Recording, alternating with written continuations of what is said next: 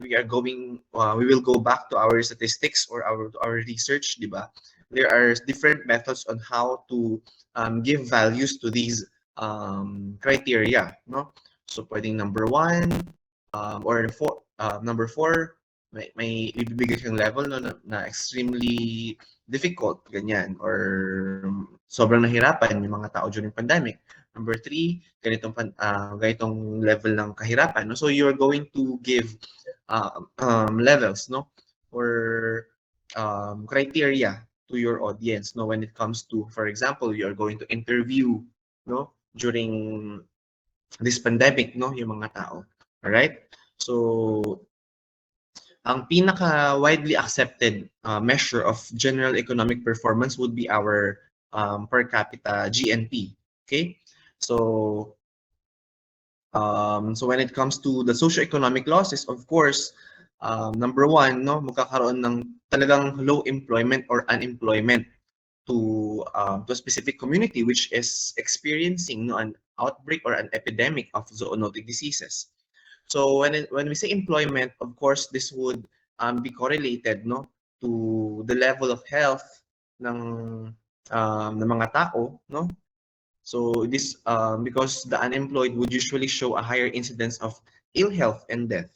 Okay, so if there is a widespread illness or mortalities, no, among humans and animals, of course there will also be loss of work, no. So kapag walang trabaho, there is no work, then there is no income. So affected, no, yung employment rate when there is an epidemic, no, or an outbreak of diseases. Okay? So sunod-sunod na yan, no, it would have a domino effect, no. Also, it would also affect the economy. Okay? Yeah. So aside from the economical effects or impacts, no, this can also cause psychological and social damage to the person affected, no, ng unemployment. Okay? So I think we are not going to dwell on the psychological and social aspects, no?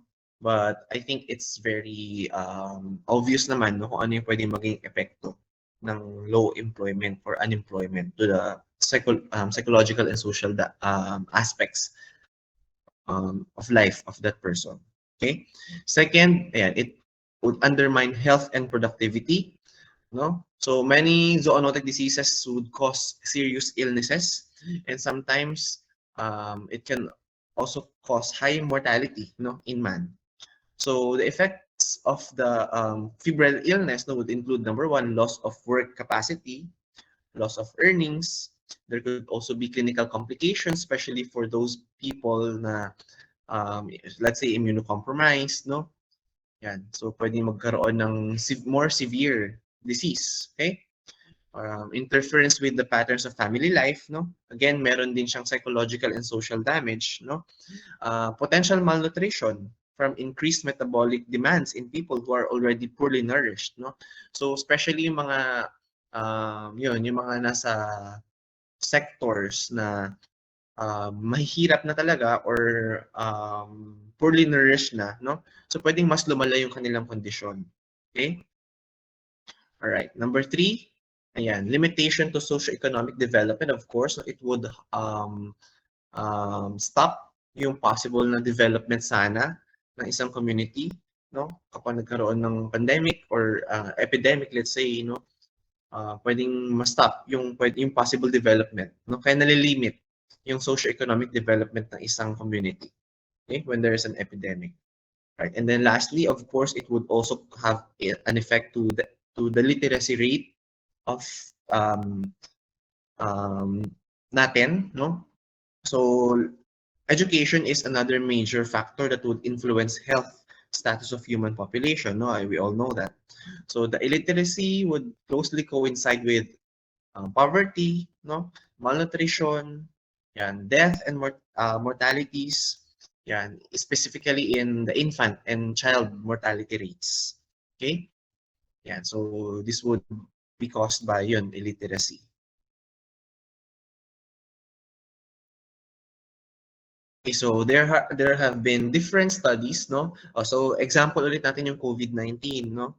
yung mga socioeconomic impacts, no? So these are assessments ng COVID-19 in Cambodia. So this was published last December 2021. So yan. So you can see, no, in the month of December 2021, yan, fewer households faced income reductions and job losses nung nag-reopen na sila. Okay, so you can say, no, from the past year, talaga nagkaroon ng decrease in, in the employment or in the socio-economic effects to people, no, nitong COVID-19. Yan. So you can also see data here, no? Like for example here, 48% of households now have a monthly income above 150 US dollars compared to the 30% in October 2021, but 67% no, of the identified poor households still receive an income lower than 150 US dollars. So you can see na nag-improve, no? Because nag-reopen na, mas naging kontrolado na natin yung pandemic during those times. Okay? So not only in the Philippines, no, but also in other countries pala. Okay? Ayan. So here are some relative datas, no? Ayan. So you can see, oh, ayan, the quality of diets is improving. 'Di ba nga, yung socioeconomic effects ng mga zoonotic diseases would have an effect to the nutrition, no, ng ating ng mga tao. Okay? So that would also, ayan, a proof, okay, na affected ang nutrition when it comes to occurrences of pandemic like the COVID-19. Okay? Not only nutrition, no, but many different factors ang involved. Yan, but of course, with the reoccurrence, no, or emerging of another infectious diseases, let me use my point. Ayan, you can see the spread of the Omicron variant. It says here that it could potentially threaten the socioeconomic improvements. No, kasi this is another re-emerging or an emerging infectious disease, no, and a new variant of the COVID-19. So, pwede magkaroon ulit ng impacts, no, or effects when it comes to the socioeconomic sector, no. So now let's go naman to the Philippines, no. Yan. So you can see nagkaroon ng decline, no, in 2020 due to COVID-19.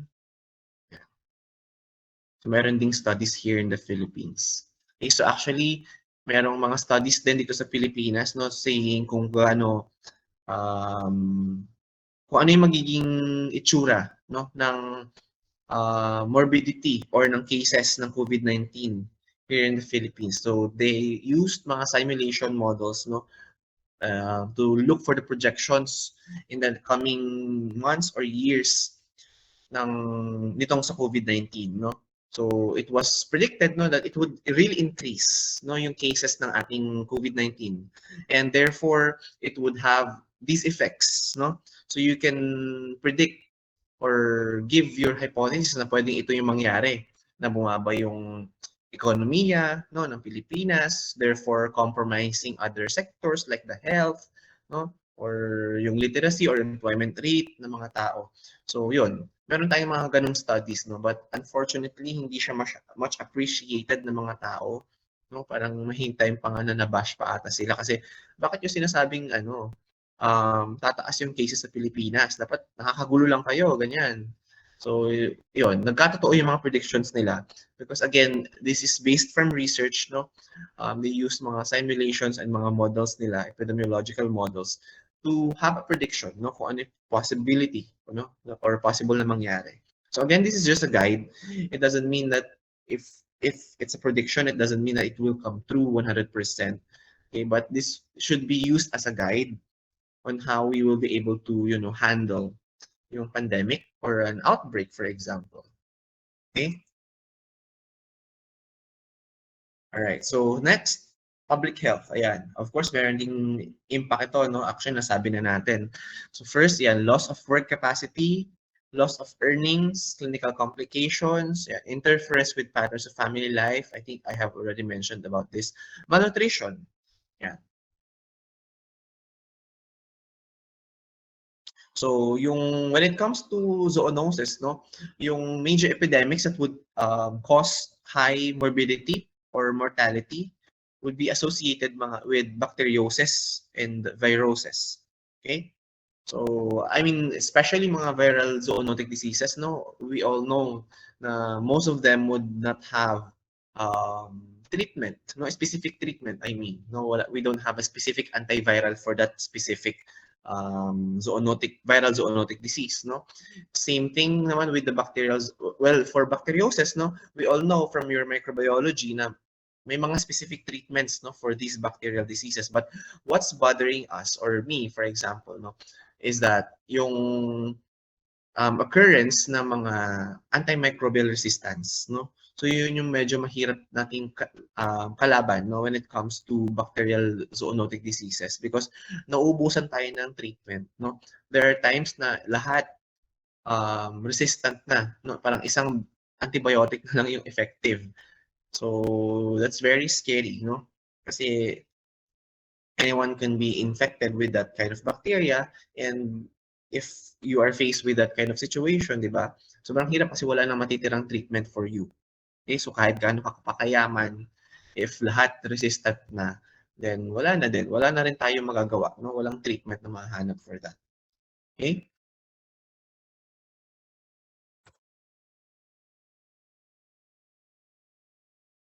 Okay. So there, rabies.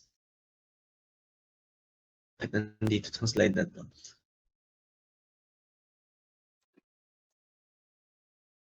Okay. Dapat nandito siya sa animal health. Okay, so anyway, for the public health part nung sa rabies, no, balikan natin. Ayan. It says here that nearly 85% of the world is at risk of contracting canine rabies. Okay? So sino-sino ba yung mga sa tingin ninyong at risk sa rabies? What groups of people? I mean, we are all familiar, no, with rabies disease.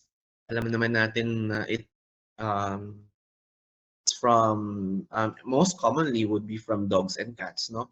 So, sino kaya yung mga at risk? Vet doc. Yan, of course, no, as veterinarians, kasi we handle them. Okay?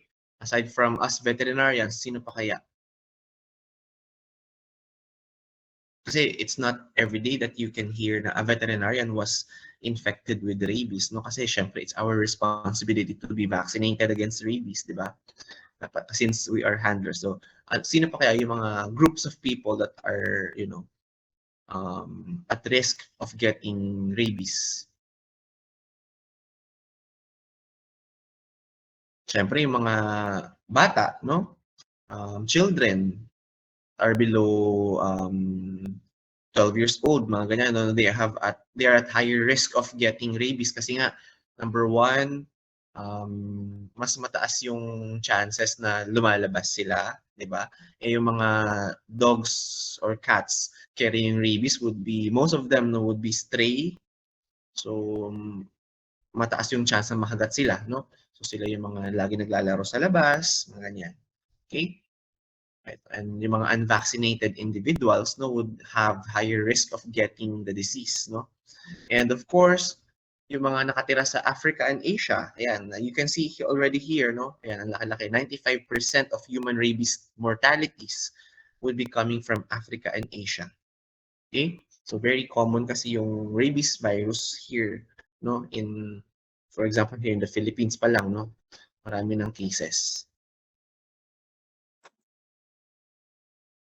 Okay, so next impact of zoonosis would be from animal health, and it would also undermine yung animal health and productivity, no? It can reduce yung production of meat, milk, egg, and wool, no? If they are sick, no? So most of the times, kapag sick especially yung mga livestock animals natin, no? Calling agad yung solusyon or yung control program na i-implement ng mga farmers natin, no? So therefore, when you call, especially may mga diseases na it would affect different organs, tatanggalin mo na yon, no? I-reject mo na siya. Hindi mo na rin mabebenta. So pag may sakit yung animals, magagaan sila, di ba? Because they are anorexic. no, they would not eat, they would have inappetites.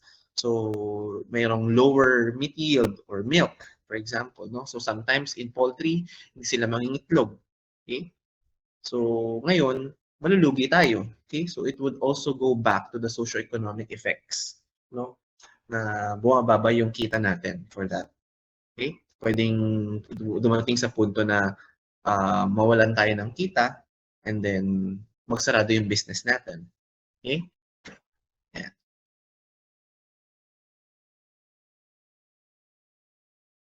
Yan. So some zoonotic diseases would also have, it would severely affect yung reproduction ng mga animals, no? It can cause infertility, fetal death, yan, or birth of weak offspring.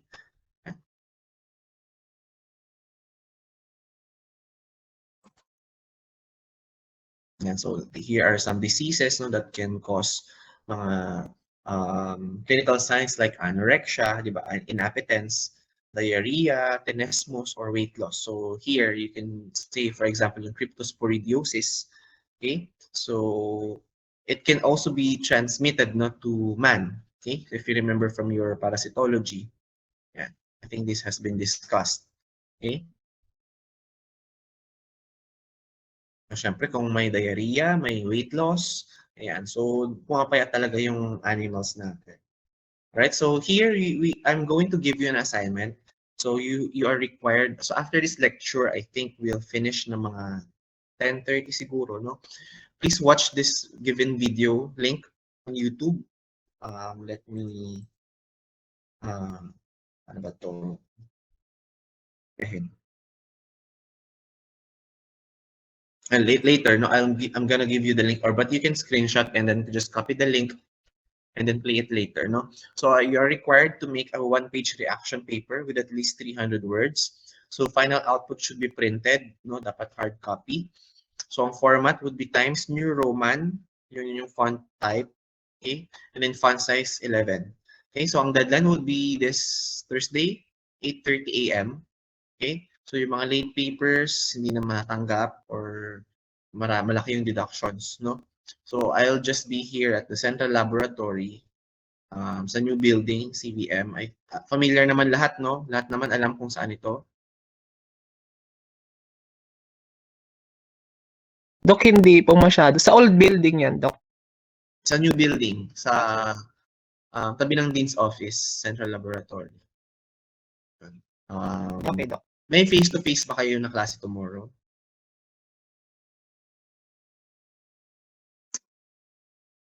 Meron? Wednesday, Dok. Yeah. Meron po. Ay, tomorrow sa Thursday. Meron, Dok, pero mga 9 po, Dok. Ayun, sakto, no? You go here na 8:30 to submit your output. Ayan, so wala na tayong problema dito, no? You just have to watch this video. So it's actually about, I think it's COVID-19, no? Yung history and yung naging epekto, yung debates about, you know, COVID-19. So medyo fresh pa itong topic na ito nung, I mean, itong video na, yung COVID-19 nung ginawa itong video na to. So, yeah. And watch, no? Kasi included din siya sa inyong exam and sa quiz. Yeah. Alright, so do you have any question dun sa impacts of zoonoses before we proceed sa ating next topic?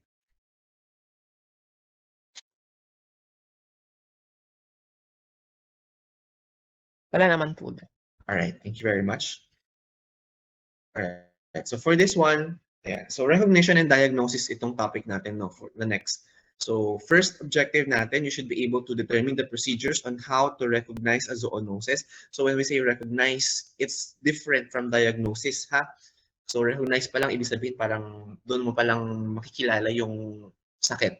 Okay?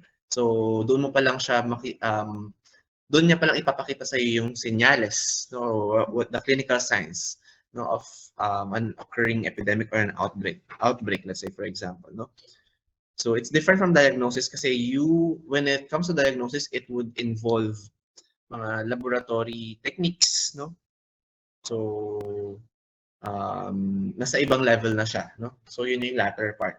Okay. The second, you should be able to identify the limitations and obstacle in recognizing zoonotic diseases.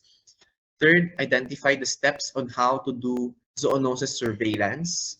Okay, so after recognizing, you should do also a monitoring and surveillance. Fourth, define an outbreak and be familiar with the procedures needed to be done in cases of outbreak and epidemic. So we have different levels of diseases, no? May outbreak, epidemic, pandemic, ganyan-ganyan. So pag-aaralan natin yan later on. And then lastly, diagnose a zoonotic disease. And also, we're going to have a lecture on the biosafety levels, no? Yung mga laboratories natin in that handle no zoonotic disease kasi iba yung mga laboratories that would handle zoonotic diseases compared no to yung mga laboratories na for example yung mga nasa small animal clinics lang no na nagsi-CBC lang ganyan. So it's far different from your zoonotic disease or I mean clinical laboratories that would handle yung mga zoonotic diseases no kasi meron silang sinusunod ng mga biosafety levels. Okay, so later we're going to talk about that. Okay, but before we proceed, no, I just want you to introduce you with some terms, no, because again, yung diagnosing or let's say yung recognition pa lang ng zoonotic diseases is already a tough job for us, no. But the first thing that we can observe, no, or feel when we are sick are the signs and the symptoms. So ano ba yung pinagkaiba ng signs and symptoms? From your own words, ayan, syempre, nandiyan na yung definition, no? But from your own understanding, ano ba yung difference ng symptoms and yung clinical sign? Kasi di ba lagi nating naririnig yan.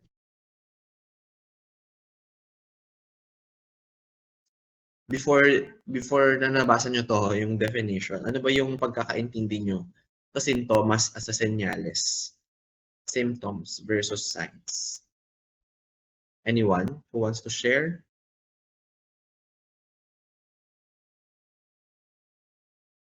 Wala? Hindi nyo alam? Hindi nyo ginagamit yung mga words na yan? Dok, yung para po sa akin yung symptoms po yung parang the way you feel, Dok, sa five senses, yung sense of feel. Tapos yung signs po parang visible siya, yung mga nakikita po. For example po, yung mga rashes, ganun sa skin, ganun, parang ganun. Alright, oo. So, yun yung ano, no? Actually, yun na rin yung definition, almost similar definition of symptoms and signs, no? So, when we say symptoms, so yun yung subjective, no? Experience na nararamdaman mo. That's why I think it's not right, not for us veterinarians to use yung symptoms for animals kasi hindi naman tayo nakakaramdam. It would be symptom kapag sila nagsabi, but unfortunately, no, our patients are unable to talk. So ang proper way no of addressing these no would be signs or clinical signs. Okay? So because it's objective, it's what you see. Okay? For example, yung mga lesions that we can observe externally, no? Presence of wounds, alopecia, you can say that the animal has high temperature, no? For example, mainit yung katawan niya, ganyan. Okay? So, yan. Affected animals have signs of illness, no? But they don't have symptoms because, yun nga, they cannot tell us where it hurts. Okay? So, when we say syndrome naman, yan. So, these are a group of symptoms, no? Which consistently occur together, no? Or a condition characterized by a set of associated symptoms. Okay? So, for example, yan yung Guillain-Barré syndrome. This is usually associated with diseases such as Campylobacteriosis, no? Zika virus, and flu, no? Yan. Yan yung mga examples, no? Ng association ng Guillain-Barré. So, for you to be able to understand more yung difference ng signs versus symptoms, so here's a table that would give you example. No? For example, sa COVID-19, ano ba yung symptom? Di ba? Yun, yung loss of taste, di ba? Nawawalan ng panlasa or anosmia or loss of sense of smell. Okay? Nawawalan ng pang-amoy. Those will be the symptoms kasi yun yung nararamdaman natin. But signs would be yun, yung pyrexia or fever. Okay? Kasi it would be pwede rin nating makita yon no from that infected person, no? pwedeng mainit yung kanyang pangangatawan or pwedeng sa temperature check mo, chinek mo siya, yun, may fever na.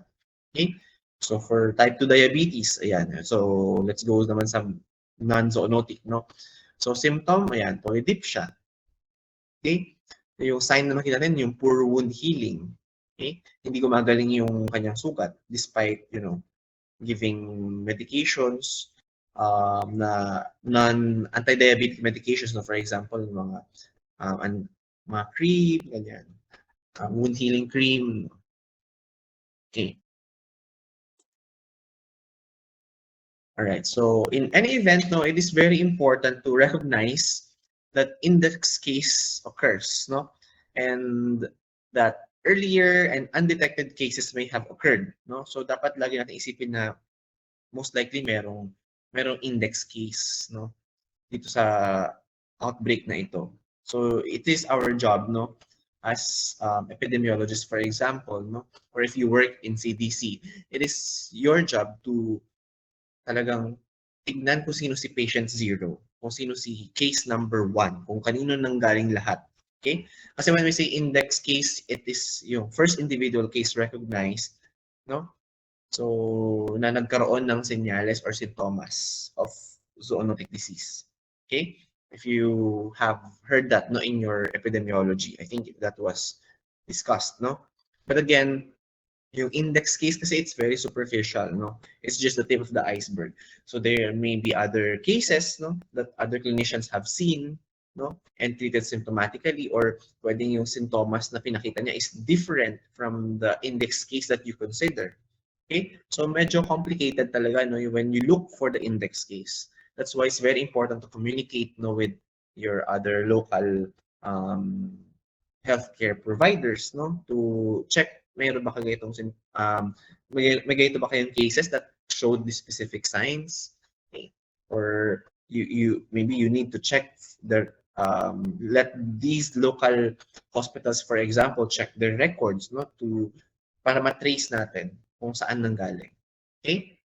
All right. So another term would be incubation period. And I think gasgas na itong term na ito, no? It has been used for so many times, yung incubation period. So this is the time interval from exposure to an infectious agent until you see the signs or symptoms. Okay?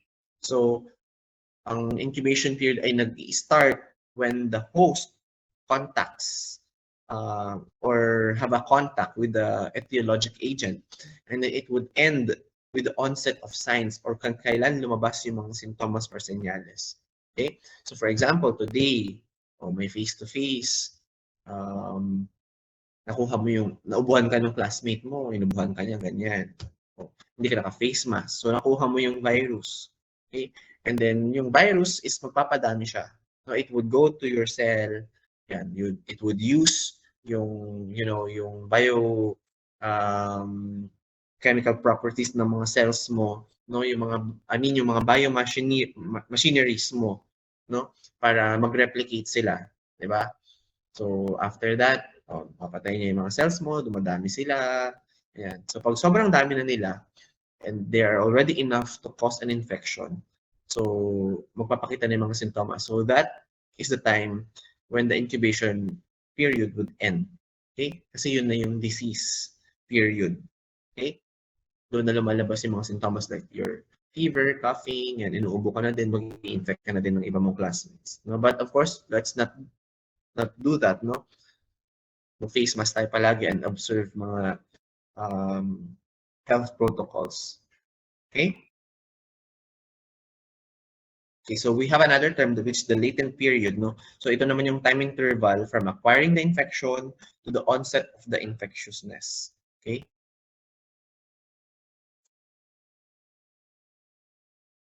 Okay, so here's a table, no, showing you the different incubation period of, different diseases. Okay? Or mga exposures. Yan, for example, yung saxitoxin from shellfish. Yan. Few minutes to 30 minutes lang yung incubation period, no, mabilis talaga dumami, and mafe-feel mo na, no, yung mga signs, no. Yan. Tingling sensation, numbness, yan. Paralysis, kapag hindi na-treat agad, and death, no? Mabilis. So, yan, salmonella, 6 to 48 hours, yan, and so on and so forth. Yan, incubation period ng atomic bomb radiation in Japan, yan, 2 to 12 years. So, matagal-tagal pa. Okay?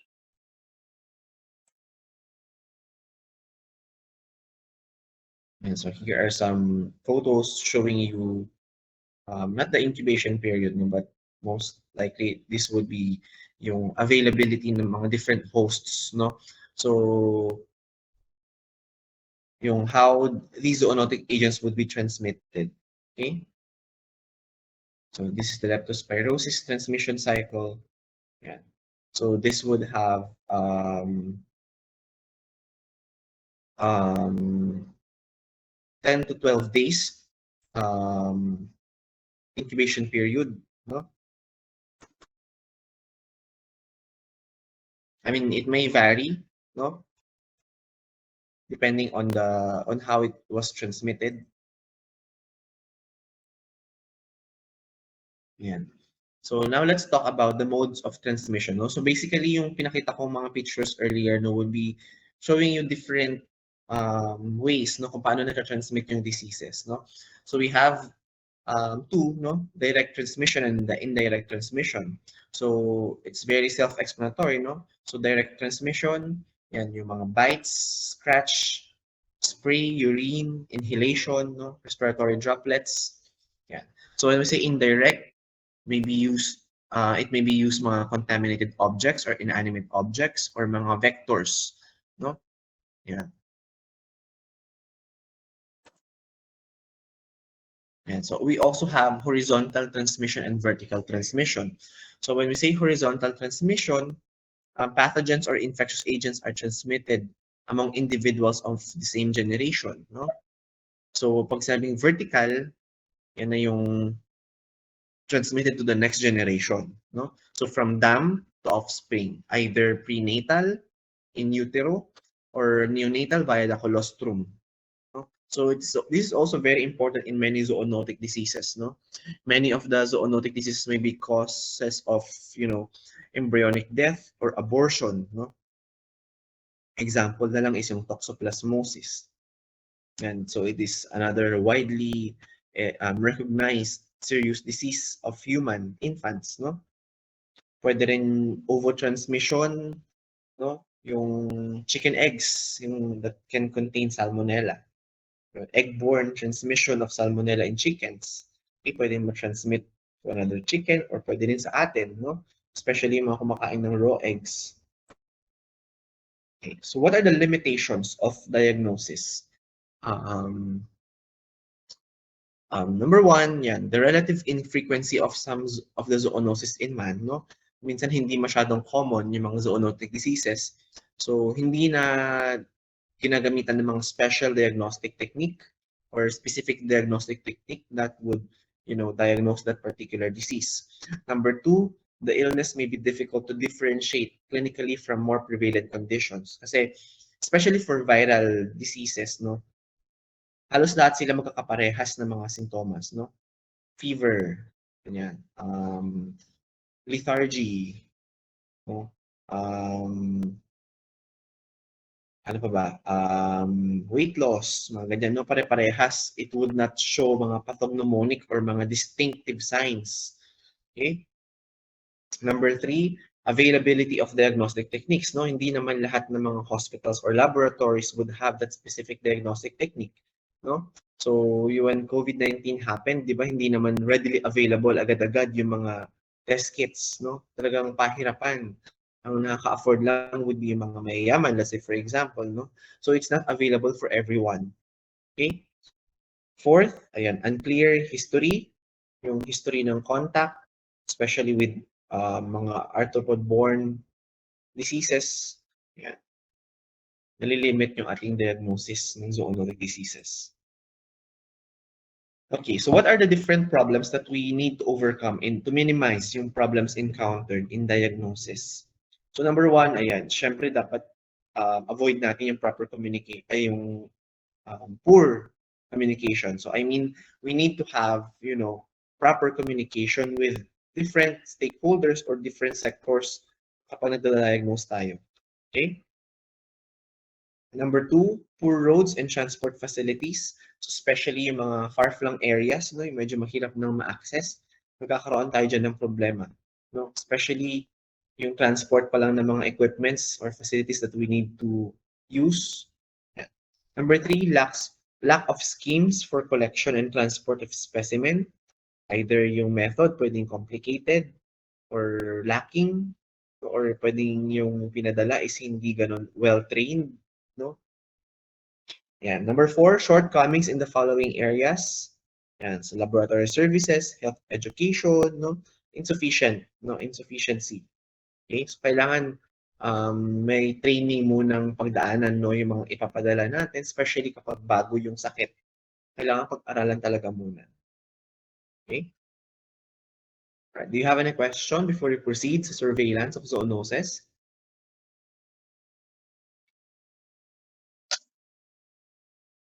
Okay, none? Right, we proceed. So when we say zoonotic disease surveillance, these are overall activity used to detect a disease in a particular population. Okay, so effective programs of infectious disease control and prevention would require information that is accurate and timely about the presence of and extent of the disease. Syempre, hindi naman pwedeng gamitin mong data is yung sobrang luma na, no? Especially when you want to perform a disease surveillance or a control and prevention measures, no, for zoonotic diseases. Okay? So itong surveillance, it also involves changes that may be occurring as a result of natural factors or other interventions. Okay? So zoonotic disease surveillance reaches its full potential, no, kapag ginamit siya to plan, to implement, and evaluate responses to reduce infectious disease morbidity and mortality in both human and animal populations. Okay? So the design of surveillance will depend on the diseases, no, of concern and the population at risk. Okay? So ano ba yung difference ng disease monitoring at disease surveillance? So when we say disease monitoring, so this is limited to disease detection. So it does not include measurement of the success of the control program, for example, which is yun yung ginagawa ng disease surveillance. So disease surveillance is complex and it is always active, no? So, for example, no, in an organized disease surveillance of brucellosis, yan, no, veterinarians would conduct sample collection of blood in cattle for the purpose of, serological testing in the Philippines. No? So, continuous siyang ginagawa, no, it's always active, no, to, para magkaroon ng surveillance dito sa brucellosis. Okay? Or pwede rin, halimbawa, dito sa Kamiling Tarlac, no? May mga pre-scheduled review of human tetanus case statistics, no? So this would be used as an indicator of the status of immunization ng mga tao dito sa Tarlac. Hindi lang tao, pati ng mga hayop. Okay? So that's how you do disease surveillance. Okay? Yan. So ano ba yung mga main functions of surveillance and zoonosis? Number one, it should provide a precise and rapid diagnosis. No? Number two, rational use of resources for control and prevention of zoonotic diseases in their animal reservoir. And then number three, for immediate treatment or medical examination of patients, of course. Okay? So ano ba yung kailangan para magkaroon tayo ng effective zoonotic disease surveillance system? So, what do I mean by this? No? For you to say that your global and integrated zoonotic disease surveillance system to be effective, it needs an effective surveillance at the lower levels. So dapat it should start, no, from the local health units, for example, no?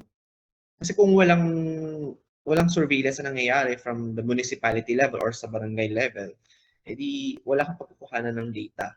So mahihirapan ngayon yung mga nasa matataas na posisyon, no? Let's say for example sa provincial. Yan.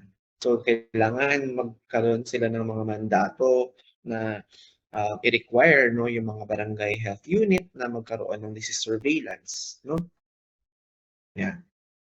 So kung medyo poor yung health system, no, doon pa lang sa barangay level, it is already a reflection doon sa pwedeng maging reports ng mga provincial levels. Okay? I'm not saying that every case ay ganun, no, but may mas mataas talaga yung chance na ganun yung mangyari. Okay? Kapag medyo poor yung health system ng nasa ibaba. Okay? Yan. So, ano ba yung mga elements? Number one, an effective zoonotic disease surveillance should start from the bottom. So, yun nga, sabi ko nga, no, dapat nag-start pa lang sa mga municipal, barangay, ganyan. Number two, kailangan planado, no? Hindi yung bigla-bigla, ay tara, parang trip ko mag-disease surveillance ngayon sa Kamiling. O, tara. Hindi mo pwedeng ganun, di ba? Kailangan ready. Ready yung team mo, no? So dapat alam mo kung ano yung mga step by step, no? Ano ba yung cycle of surveillance, no? Number three, disease surveillance should be conducted across human and animal populations. Siyempre, nag-zoonotic disease surveillance ka di ba? Kailangan alamin mo pati yung stato ng zoonotic diseases sa mga reservoir host, no? That's why may mga studies conducted na detection ng mga sakit sa mga wild animals. Kasi ang importante para malaman natin na ay these wild animals are reservoir of these zoonotic diseases. No? They contain these viruses or bacteria. So what do you mean by that? No? So kailangan pangalagaan natin yung habitats nila kasi yung destruction of their natural habitat would cause them going to the urbanized areas. No? So pwedeng kumalat yung sakit. Okay? Number four, information dissemination. Of course, very important. No? Yung educating the public about yung result ng disease surveillance. Kasi kung hindi mo ginamit yung research mo, edi, di ba? Walang mangyayari, di ba? Nag-research ka nga pero hindi mo naman siya pinablish or communicate with your public, no? Kasi you're doing disease surveillance for the public to know. Okay? That's why it's very important to communicate with the stakeholders kung ano man yung magiging results ng surveillance mo. Okay? Right. So next, ito na yung sinasabi ko, no? A surveillance system is comprised of cyclical elements that could provide critical pieces of information, no? As what you can see here in the slide. Okay? So it's just a cycle, no? Let's say, for example, here, detection of unusual occurrence. Magkakaroon ka ng outbreak investigation, and identify the risk factors. Okay? And then you implement intervention, evaluate effectiveness of that implementation, and then systematic monitoring of disease occurrence, person, place, and time, and then, it's just a cycle, right? So now, ano naman yung effective way of doing a zoonotic disease surveillance system? Okay? So the earlier an emerging zoonotic disease can be detected, the timelier the response can be, no? Therefore, you will be able to minimize, mababawasan yung tsansa na ma-spread yung sakit. Therefore, you ultimately reduce yung morbidity and the mortality. Okay? So, ito yung mga effective ways, no? Number one, identification of an epidemic, outbreak, or EIDs. Number two, data gathering, no? So, data sources need to be, correctly distinguish an abnormal disease pattern from a typical or expected one, no? So, kapag may notice ka na medyo unusual, no, yung disease pattern, then baka may emerging disease pala. Okay? So as data are collected, they need to be transmitted for analysis, no? So that's why merong data analysis dito, no? So this data analysis need to be presented in, easy to understand formats, no? So that yung mga decision makers, no, or your mga stakeholders mo can properly interpret and use this information. Okay? Yeah. So given the technology that we have today, no, these elements are certainly possible to achieve. Achievable siya, feasible siya. Okay? Lastly, yung information dissemination, educating the public, very important. Okay? And so here you have a reading assignment. Please get this article. No? It's from CDC. So I want you to include that in your journal. All right? Ayan pa. Ano na lang, paki-screenshot na lang muna so that you have a copy of the reading assignment and then bigay na lang sa classmates ninyo. Ayan. SSD na lang po kapag tapos na. Right? So I think mabilis na naman mag-screenshot. Right. So now let's go to the next topic, no? So kasi kayo na pa natin sinasabi, ano ba tong epidemic? Ay epidemic tayo ng epidemic, outbreak tayo ng outbreak, pandemic tayo ng pandemic. Ano ba yung ibig sabihin kapag sinabi natin outbreak or epidemic? May idea ba kayo? Anyone? Siyempre dapat alam nyo yan, di ba? Kasi lagi natin ginagamit yan eh.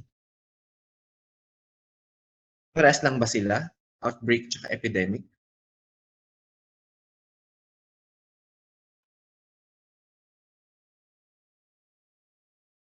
Of course, they are different, no? So when we say epidemic, yan. So this is a widespread increase on occurrence of an infectious disease. Ang keyword dito is that it exceeds the expected number of case in a population or community in a given period of time. Okay? Kasi pag sinabi natin outbreak, group of cases, no? Pwedeng madami, no? But it may or may not exceed the expected number of cases, no? So, kumbaga mas maliit yung outbreak compared sa epidemic. Okay? Tsaka pag sinabi ng epidemic, may sudden increase, no? I mean, mabilis na kumalat at na-spread yung disease. Okay? So, you can see here in the picture, there's a definition, no? Epidemic are infections that are above what is normally expected in population in that area. So, it can spread to other areas or countries. Okay?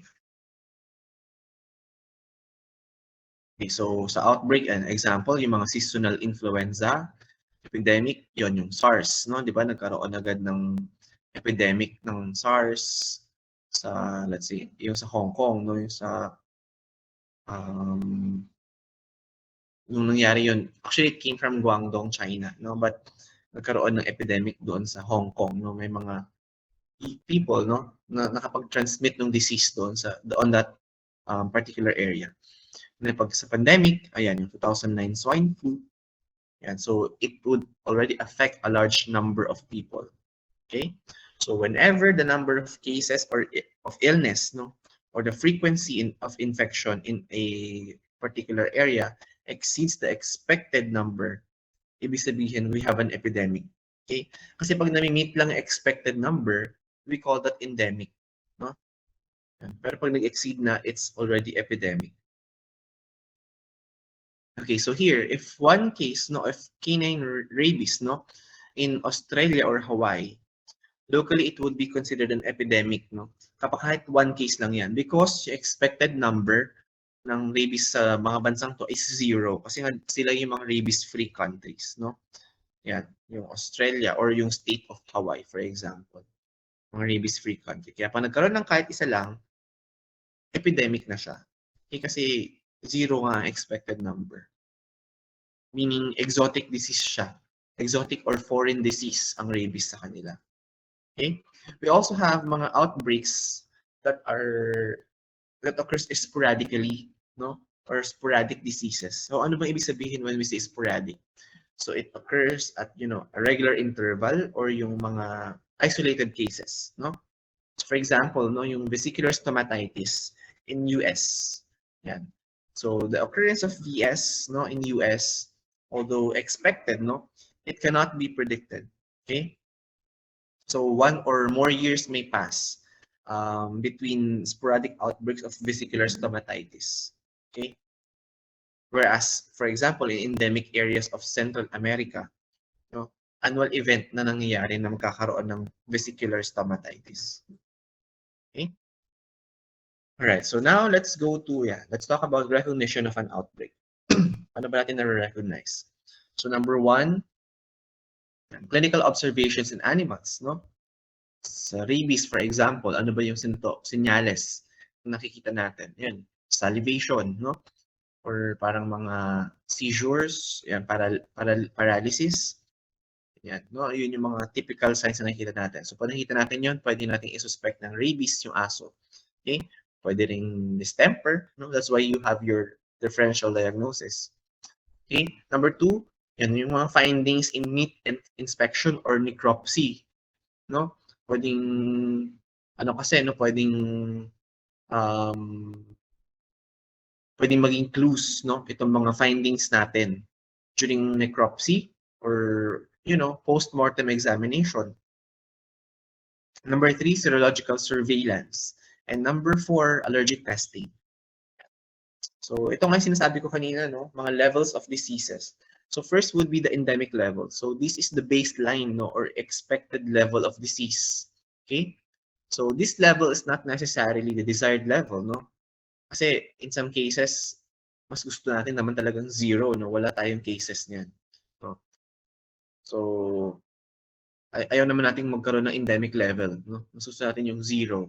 Okay? Although in some areas na, no, for example, yung kanina example natin na rabies-free countries, no, endemic sa kanila is 0 kasi nga rabies-free country sila. Okay?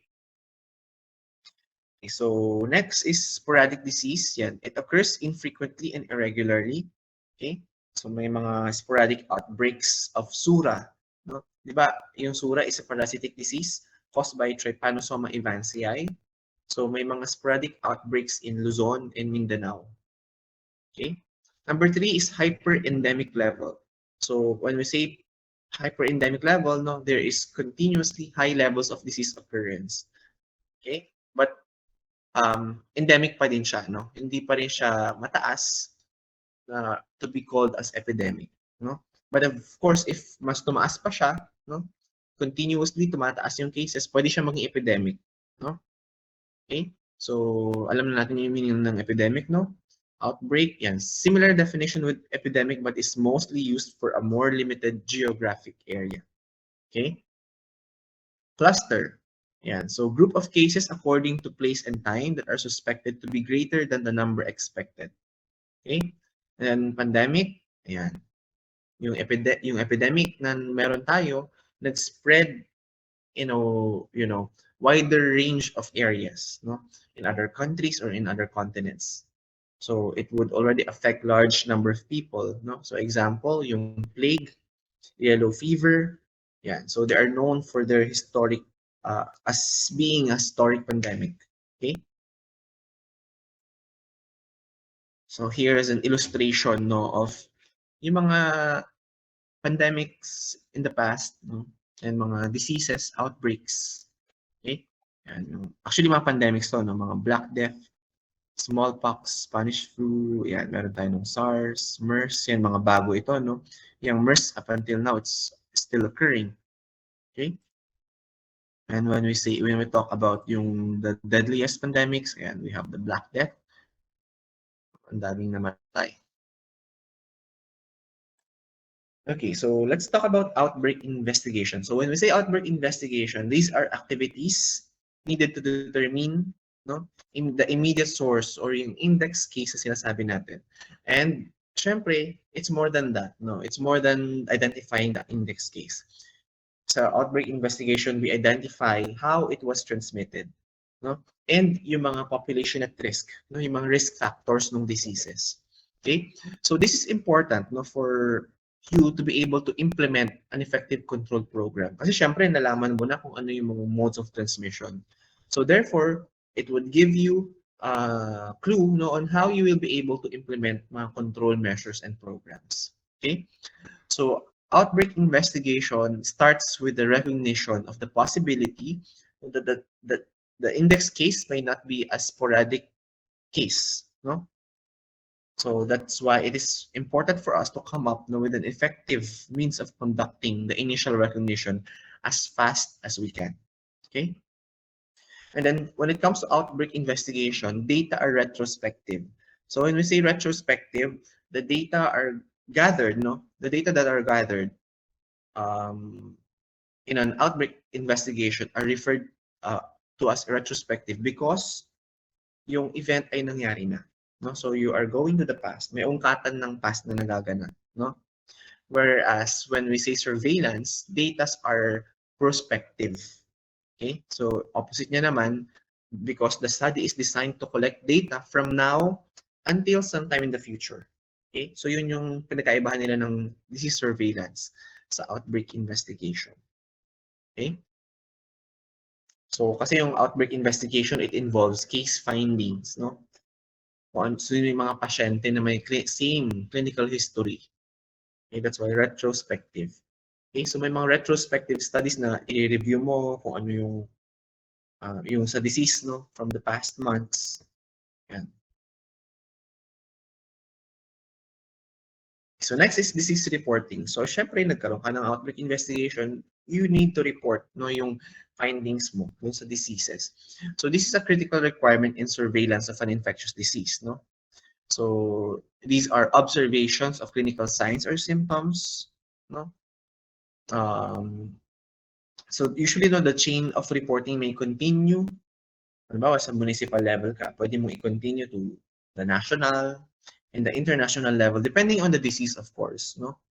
Although health professionals are not required to report most of the zoonoses observed, no, to any animal health or public health agency, some diseases like for example yung plague, o syempre pa nakadetect ka naman ng plague tsaka yellow fever, edi those are reportable diseases to the World Health Organization, di ba?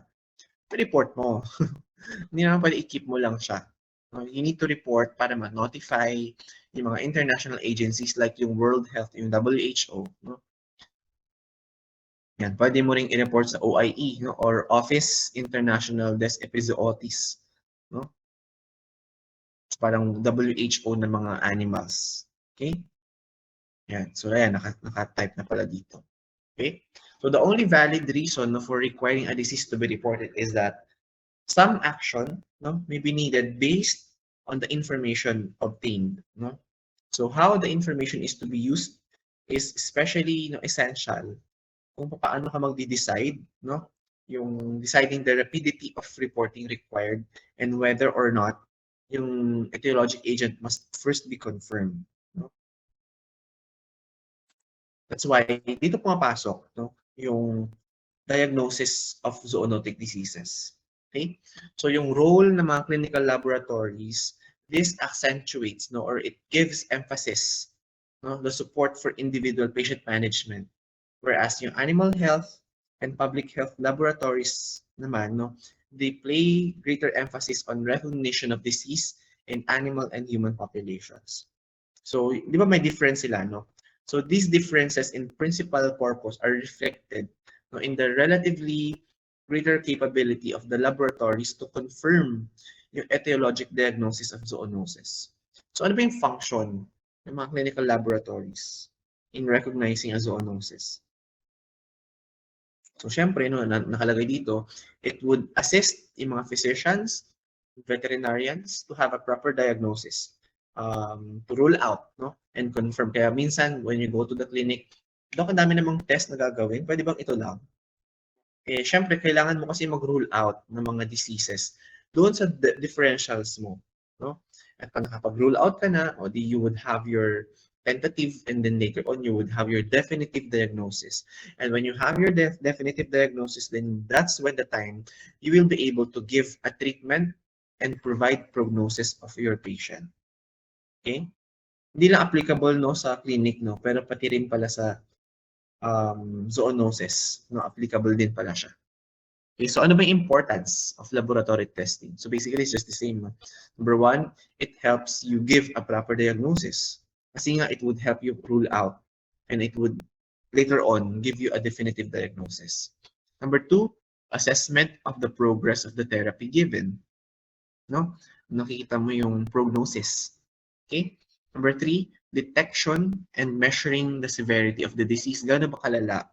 Siyempre, it would give you, no, it would provide a proper diagnosis kapag alam mo yung severity or yung level ng disease. And then lastly, screening, no? So healthy patients, no, would still have mga subclinical disease or sometimes pwede sila maging asymptomatic. no? That's why very important na nag-i-screening pa rin tayo. Okay? So these lab tests are important, no, and very helpful for you to be able to come up with the correct diagnosis, treatment, and prognosis of your patient. Now remember, na at this point, no, your diagnosis and your prognosis will either make or break your career, no, as a veterinarian. Okay? Not only in the zoonosis, no, but even in clinical settings, no, kahit nasa clinic kayo ng mga dogs and cats, di ba? Yung diagnosis ninyo tsaka yung prognosis ninyo na ibibigay ninyo sa client ninyo, yun yung magiging make or break ng inyong career. Kasi pag nagkamali ka ng diagnosis, pwede kang mamatayan ng pasyente, no? Siyempre, that would affect your career, no? And we don't want that. That's why ako, as early as now, I'm already encouraging you, no? And gano'n naman dapat talaga, no? Na to use whatever is in your clinic, no? Kung anong diagnostic technique yung ma-offer mo, use it. Okay? As much as syempre na kailangan naman, reasonable naman kung bakit mo pinapagawa. It's because you want to rule out yung mga nasa differentials mo. Okay? And syempre kapag definitive yung diagnosis, ang sarap kaya na definitive yung diagnosis mo. Kasi nga, sure ka na yun yung problema. Okay? Or sure ka na meron pang ibang underlying conditions other than the chief complaint. No? So you have your definitive diagnosis, so meron ka ring definitive treatment. Meron kang specific treatment for that particular disease. And you will be able to, educate, your clients properly, no? Or in case of zoonosis, the public health, the public. Okay, we will be able to address them properly. Okay? Then again, may mga limitations din tayo when it comes sa laboratory. No? May mga hazards tayo. Okay? So yung exposure ng mga laboratory personnel can involve a combination of physical and biological hazards. No? For example, na-injectan mo yung sarili mo na infectious material, no? Imbes na i-inject mo doon sa lab mouse, pumasok sa kamay mo, no? So that's why it's very important to have a well-trained laboratory technicians or animal handlers performing, no, in your laboratory. Well, hindi naman kasi natin maiiwasan. Kahit naman siguro ako, nai-inject ko pa rin minsan sa akin yung mga bakuna. For example, nagto-true and true ka dahil makulit yung animal. Okay? Or pwedeng kinakabahan ako during that time, no? Ako yung naturukan, ganyan. So, or excited ako masyado, nag-true and true, napunta sa akin yung vaccine or yung ini-inject or yung pathogen na i-inoculate mo doon sa animal. No? So, pwede mangyari pa rin yun. Okay? So, just because we work with infectious agents, it does not mean na ma-avoid na natin yung mga ganung pangyayari. No? Eh, nasa lab pa nga din yung, nasa laboratory, mga most serious biohazards. No? Actually, there has been a report in 1974 by the National Institute of Health, that they published a summary of approximately 6,000 laboratory-acquired infections. And here are the 8 of the most common. And most of these are zoonotic diseases. Typhoid, brucellosis, tuberculosis. Okay, mga zoonotic yung mga yan. Okay, so now let's talk about the biosafety levels for infectious agents. So when we say biosafety levels, so this would determine the protective measures required in the lab. Okay, so we have the biosafety and biomedical laboratories or BMBL. So ito naman yung nagpo-provide ng mga specific measures, and safety depending on the biosafety level.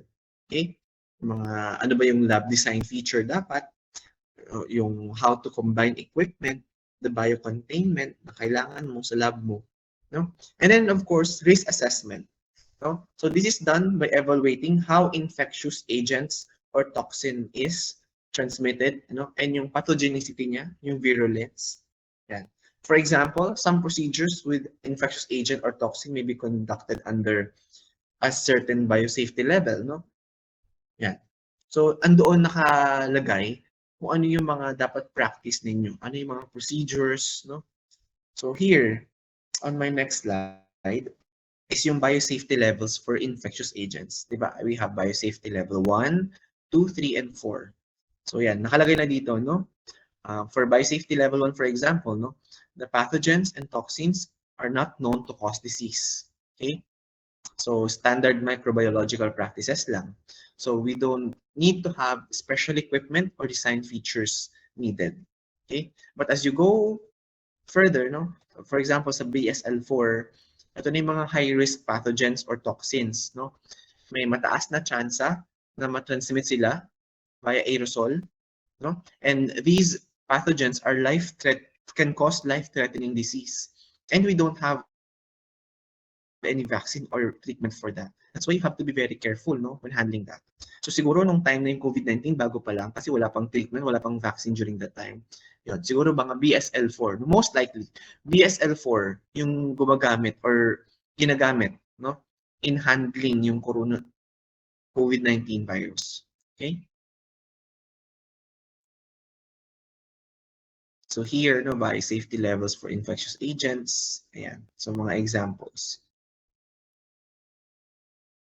So let's talk about the BSL-4, no. So there are two types of BSL-4 labs. Meron tayong cabinet labs and then yung suit labs, no. So yung cabinet labs, ayan. So all work with infectious agents or toxins, no, is done in class cabinet laboratories, no. So it is designed to prevent contamination of other spaces. No? So here, ayan. So actually nakasuit pa nga siya, no? Talagang make sure na safe talaga. Yan. Merong, ano, nakalimutan kong tawag dito. Basta merong ano to, no, may ventilated area siya. Para doon mapunta yung mga ano, yung air. Okay? Parang sinasuction niya. Okay? And then here, ayan, suit laboratory. Para silang astronauts, no? Yes, meron mga ganyang laboratories, no? So if you have watched yung Strain na series, 'di ba? Yung it's a zombie, no? Zombie na ano, pero it is caused by a pathogen. It's a worm that can cause or can make yung mga humans zombies. Yan. So they can be transmitted by the skin, no? Pwede silang mag-burrow papunta sa sistema ng mga tao. So parang there was a part, no, doon sa series, so sa episode 1, na yun nga, nasa airplane kasi, so kinontain kasi nga may parang occurrence ng spread ng mga pathogens. So what happened there is yung napunta yung CDC doon, no, kinontain nila yung airplane, and then nakikita nyo doon yung mga suit labs, ay mga suits na ginagamit sa suit laboratory. So if you have time, you can watch that. It's a very fun ano naman series. I don't know if na-continue siya, no? But I think parang hanggang season 3 yung napanood ko. But anyway, ayan, let's go to the specimens and laboratory testing, no? So several factors would influence, no, our decision kung anong specimen yung i-collect natin for the detection of zoonotic agents. So most important is whether the individual host is healthy or diseased. No. So ano ba yung pinaka-common na ginagamit natin? So number 1 is yung blood, di ba? It is the most common primary source of the agent during especially an acute febrile illness. No? So kung buhay pa, you can use or collect blood from your patients. Pero syempre kung patay na, then pwedeng mag-perform ka ng necropsy, no? And check the organs, collect samples. Okay? So the perfect test or the perfect laboratory test or the gold standard na lagi sinasabi natin would always confirm an etiologic diagnosis, no? So kailangan mataas yung sensitivity, mataas yung specificity, no? But of course hindi kasi wala tayong test na 100% sensitive at 100% specific, no? It's impossible. Kahit tanungin niyo pa yung teacher niyo sa epidem, no? So, but of course, ang gusto natin, no, as much as possible, yung lab test na pinakamataas na yung sensitivity at saka specificity. Okay? So in addition, it should be rapid, it should be inexpensive, and easy to perform. No? But again, hindi naman natin maiiwasan yung occurrences ng mga false positive and false negative tests. No? And so we have here no lab test directory from CDC. Yan. So ito yung example no. Pag magsisend tayo ng sample for example sa kanila, okay? Yan, we need to fill this up. Okay? All right. So that's it for today. So attention, we're going to have our long quiz next week. Next Tuesday. So that would be I think September 6th. Yeah, September 6th. So it will be a face-to-face quiz.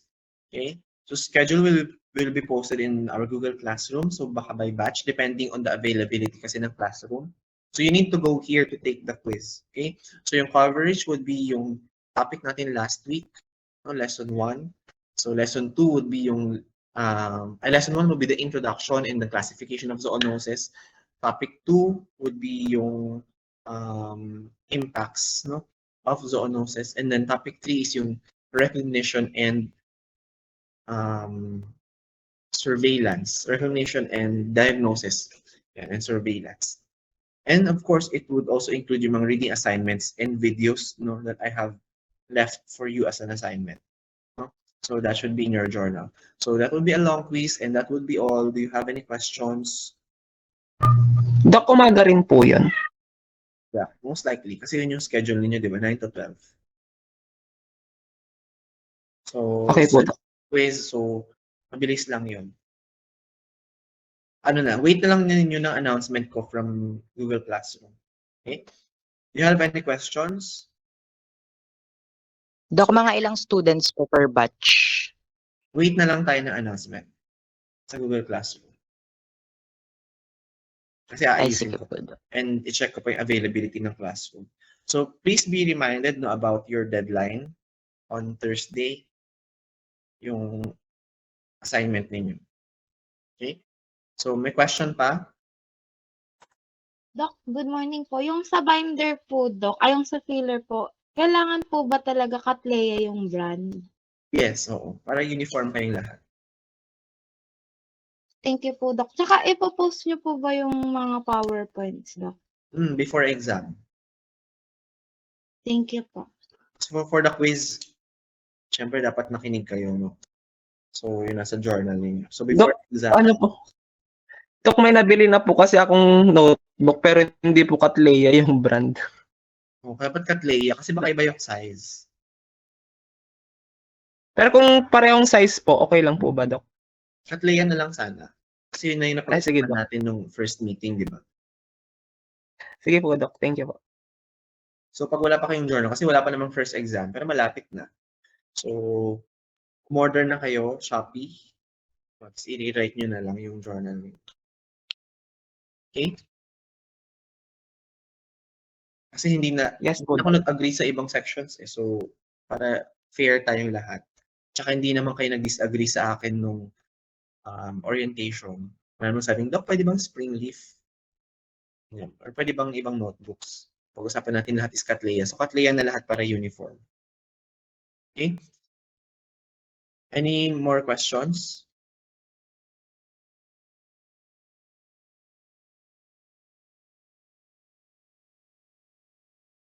Wala na po, Doc. Wala na, okay. So, thank you very much. That's it. So, maaga tayong natapos.